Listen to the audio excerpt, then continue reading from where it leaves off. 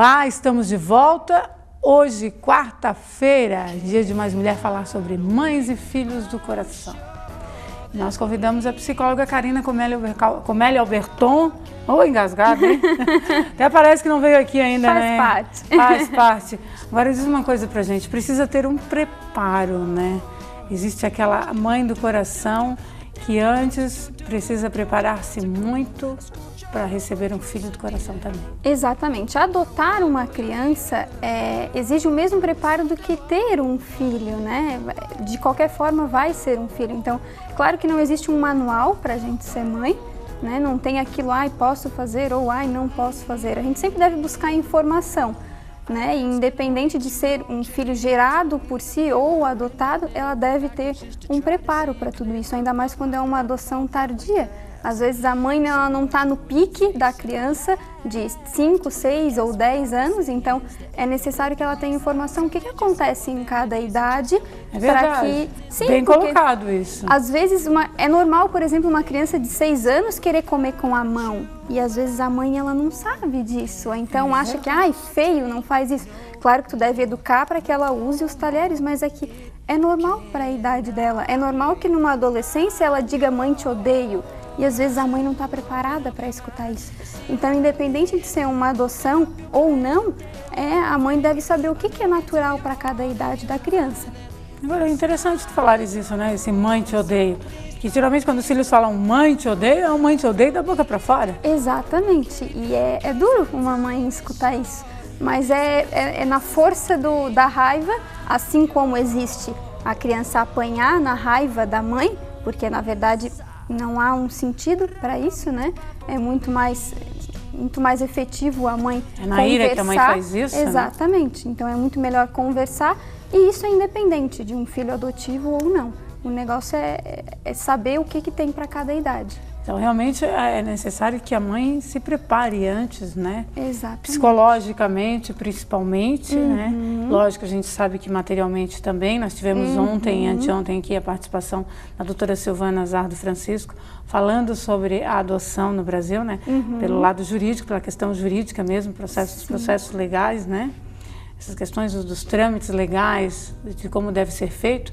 E hoje nós estamos falando dessa questão psicológica, do lado afetivo mesmo, dessa questão do preparo, que tem que ter uma condição financeira, a gente sabe disso, né? Exatamente. Tem que se preparar psicologicamente, que eu acho que é o lado emocional, eu acho que é o principal. E aí chegou o grande dia.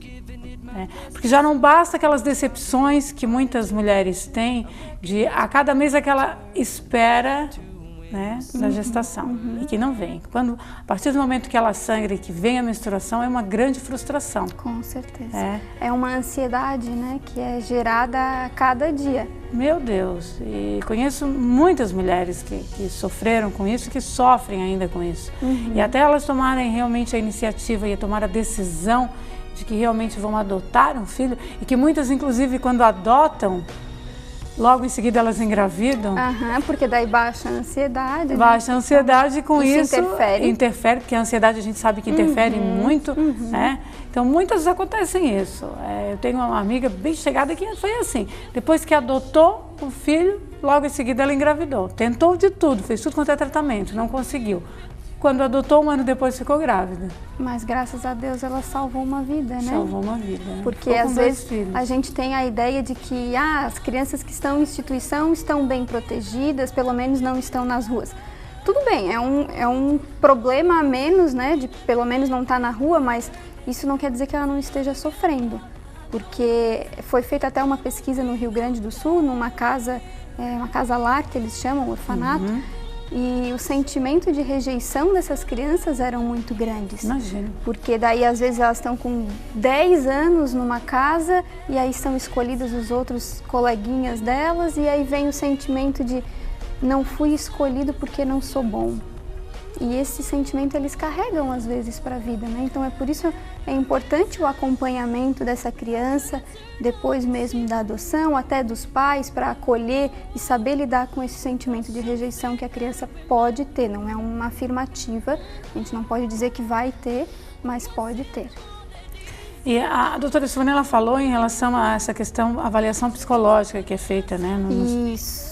para poder fazer uma adoção. Isso. E vamos falar a respeito disso mesmo. Que tipo de avaliação, tu está sabendo, que tipo de avaliação é feita para uma mãe poder adotar uma criança? No teu lado como psicóloga, né? Que tipo de avaliação tu farias para analisar se uma mãe é ou não, uma mulher está ou não apta a adotar uma criança? A gente tem que ver principalmente a questão da maturidade emocional. Essa mãe, ela tem maturidade, ela conseguiria, porque um filho não é um filho por um dia ou por um mês, é por o resto de uma vida. Ninguém vai estar adotando para simplesmente ter o desejo de ser mãe, que bonitinho ser mãe. Não pode ter simplesmente esse sentimento. Tem que ter uma capacidade emocional de ter uma continuação de tudo isso. Tu falaste uma coisa certa, amadurecimento. Exatamente. Tem que ter maturidade para isso. Isso, isso mesmo. Porque não é simplesmente querer ser mãe e pronto. Porque é bonitinho ser mãe, né? Então não há sentido nisso. A mãe adotou. E aí? E aí é aquela questão de saber lidar com tudo isso. Primeiro, se essa criança ela foi uma adoção tardia, lidar com esse sentimento de rejeição e proporcionar para essa criança um ambiente bom de ser criado. Porque a criança pode ter o pensamento de vai ser só mais um pai que vai me abandonar, ou daqui a pouco ela não vai mais me suportar e vai me colocar dentro da casa de novo, porque é isso que ela aprendeu.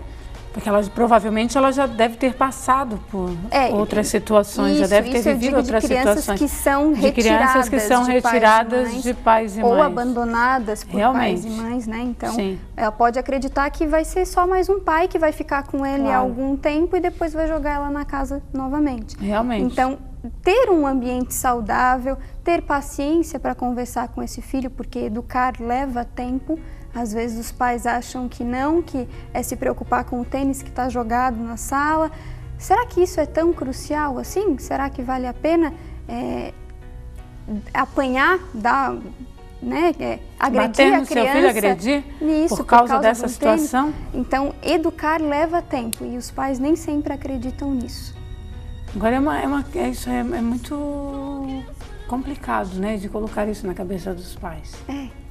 Porque o mundo hoje é muito rápido, né? Não tem mais aquela coisa de que as mães, elas ficam em casa. Mas não tem mais esse desprendimento de tempo com seus filhos, as pessoas. As mulheres hoje, nessa luta incessante aí para ajudar no orçamento da casa, nessa busca incessante de conquistar o seu espaço, de trabalhar fora também, pela necessidade, óbvio, né? Também, e pela conquista do seu espaço, mas também ficaram aí algumas lacunas em branco. Sim. E aí a gente todo dia é apresentado com notícias ruins na TV e a gente não tem mais aquela rede de amparo onde a criança vai ficar com a avó, com o vô, com o tio enquanto a mãe trabalha. É difícil a gente ver isso hoje, então elas são colocadas numa creche e aí quando volta para casa a mãe faz de tudo para aquela criança, não educa, ela acha que, tadinho, ficou o dia inteiro longe de mim. Então acha que tem que dar tudo para a criança, fazer tudo, não sabe dizer não, tem que dizer sim a tudo. Isso mesmo. Não é? E o mesmo vale para os adotados. Com certeza. Coitadinho. Então não é assim, ele é seu filho, de qualquer jeito, mesmo sendo adotado ou não. Não trate como coitadinho.